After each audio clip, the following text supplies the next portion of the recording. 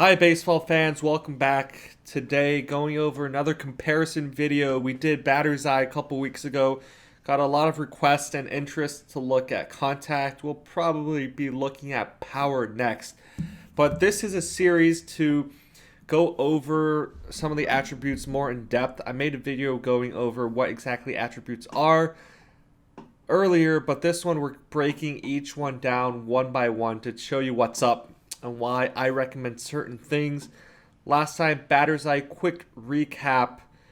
Batter's eye is the prediction of where you see the pitch coming in, where your batter sees that circle before the pitch. Contact is the circle that you have right on the screen. I'll show you now.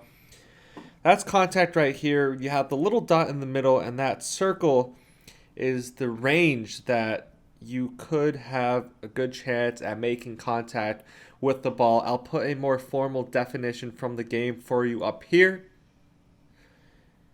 And in this video, I have my lineup set alternating between my normal players, top 4 of my best batters with high contact ratings. So we have here, his contact is 83. Next guy up is going to be default rookie player, probably in the 40s to 50s. So we're going to see that circle shrink. We're going to try to hit the ball like normal, and then hit the ball where we're not going to be exactly where that pitch is. We're going to be a little off of it and see how that affects the contact circle. If I'm still able to hit those balls even with a higher contact. This will make more sense when we start the video, but first here, we're going to just hit like normal for the first. Yep, like normal right there. I'll do a slower replay of that for you to see exactly where I hit the ball and where the ball was. So where I tapped hit and where it was.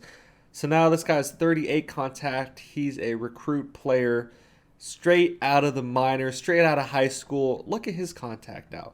It's that much smaller, so I have to try to get it that much more precise.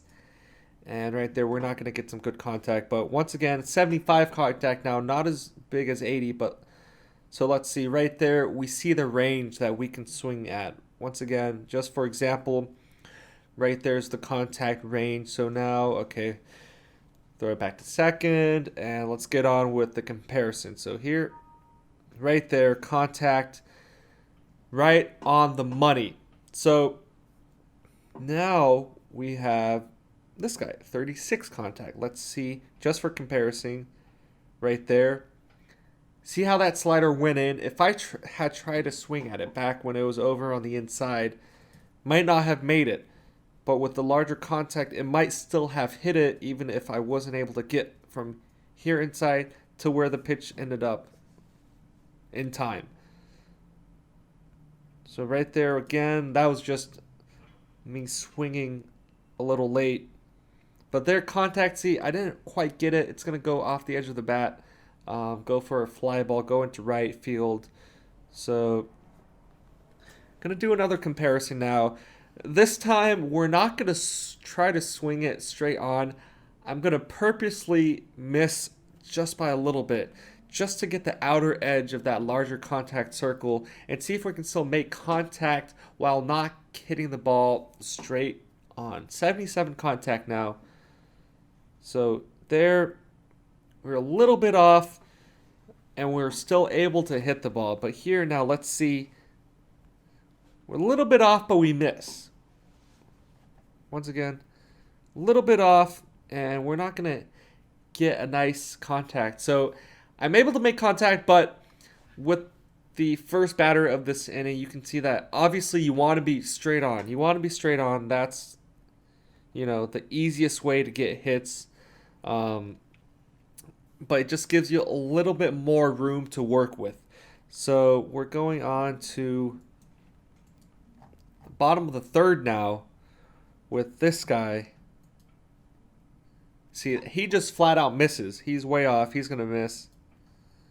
Ooh, okay, he's going to get the... Ooh, he gets on base. Lucky for him, the first baseman kind of drops the ball on that one. But let's go right there. And we might get doubled up. Yeah, we get doubled up. So just another example of that. We're back to the 83 contact. right there, dead center. Nicely hit, nicely hit. And now just a couple more examples now just to kind of show. Oop.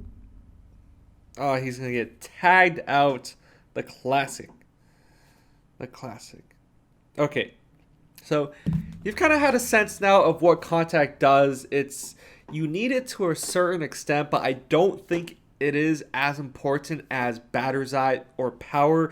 We see the difference between, 83 contact, pretty high, and 40 contact, just the base, is pretty big. But considering that you try your best to hit the ball pretty straight on, and if you don't get exactly where you want it, it's probably going to go off in a direction that you don't want it to go, probably an easy grounder, or it's weakly hit, or it's going to go straight up into the air, easy fly ball, easy out most of the time.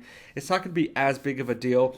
And also, if you're starting off practicing just power hitting all the time, it doesn't matter what your contact is. When you go into power hit mode, it's going to be the same. That circle is going to shrink to the power hit mode. It's going to force you to focus more on where you're trying to hit. So now, for the last part of this, we're going to leave the circle in the middle and just swing the bat to see how much of a difference it makes. So here, we just swing the bat. It's going to be a strike. There's going to be another strike down low. There, hey, you saw that pitch was pretty, down low that corner. We're still able to make contact with it. And there we strike out because it was a little too far for us. But let's see here with 36 contact. If we just string, okay, we get the edge of that one just off the edge of the bat. That one we're not going to have a chance at because it's way too low. That one also way outside where we were at. But this also has to do with the types of pitches. So we're going to run this simulation through a couple more batters to kind of get a sense of what we can do and what we can't. There we're going to swing and it's going to go over to third base. And we're just going to do this one last time to wrap this up. It shouldn't be too complicated. 41 contact now. A little bit late. Could be on me. There, it's going to go sky high. As I mentioned earlier, obviously the goal is to hit it right on the money. You don't want it to go, sky high. Here's a little closer just due to where the pitcher threw the ball, where that pitch went. But now let's see if we can follow that up. Way outside, I don't think we would have hit that even with a larger contact. I'm not even going to swing at that one. I want it to be at least a little close. There we go, a slider that came inside. And down to our last batter up. Ooh, nice. And it's a little bit higher than where we want it to be. But that was a quick and easy summary for you on contact. Some real world live gameplay examples. As I mentioned before, I think the key takeaway here is that it's not as important personally as power or batter's eye. Batting wise, but if you feel differently, let me know. If you've had different experiences with contact, you might think it's more important in your gameplay. Let me know down below. Always open to seeing what the community thinks about attributes. This is just personally from what I've seen my gameplay contact. I think the conclusion is you don't need to focus on it. You don't need to focus on it too much. If I had to rank, I would probably say batter's eye first, power speed close second and third, and then contact's going to be last on your priorities. Just need a little bit, not too much. But that was the quick and easy rundown. Like the video if you thought this was useful. Stay subscribed if you want to come back. Next week we're going to do power hitting, see what the difference between power is. And that's all I've got for you. Thanks for watching. We'll see you this weekend. And stay safe out there. Peace out.